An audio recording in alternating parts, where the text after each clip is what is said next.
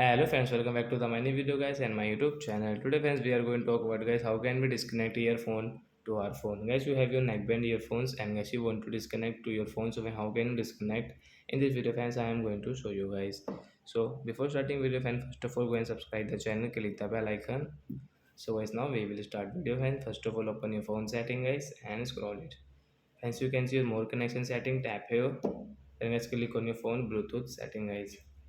So friends, you can see guys we have connected this U1 company earphone and guys we want to disconnect. So you will have to click on this right side option. Friends, you can see your phone disconnect Bluetooth disconnect setting.